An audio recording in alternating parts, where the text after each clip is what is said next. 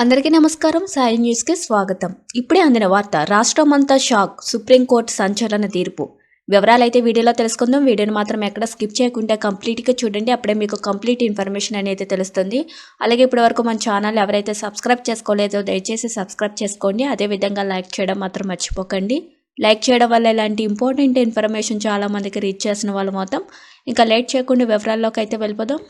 ముంబైలో హత్యకు గురైన తెలుగు యువతి సింగవరపు ఎస్తేరు అనూహ్య హత్య కేసులో సుప్రీంకోర్టు సంచలన తీర్పును వెలువరించింది.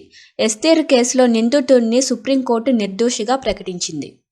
మచిలీపట్నానికి చెందిన అనూహ్య జనవరి 4, 2014న విజయవాడలో లోకమాన్య తిలక్ టెర్మినస్ ఎక్స్ప్రెస్లో బయలుదేరి 2014 జనవరి 16న ముంబైలోని కుంజూర్ మార్గ్ వద్ద శవంగా కనిపించింది. ఎస్తేర్ను కిడ్నాప్ చేసి అత్యాచారం తర్వాత హత్య చేసినట్లు పోలీసులు పేర్కొన్నారు. అయితే ఎస్తేరు హత్య కేసులో ముంబైకి చెందిన చంద్రబానుకు 2015లో ఉమెన్స్ కోర్టు ఉరిశిక్ష వేసింది. కేసు విచారణలో భాగంగా 2018లో ట్రయల్ కోర్టు తీర్పును హైకోర్టు సైతం సమర్థించింది. అయితే హైకోర్టును తీర్పును సవాలు చేస్తూ చంద్రబాను సుప్రీంకోర్టును ఆశ్రయించాడు.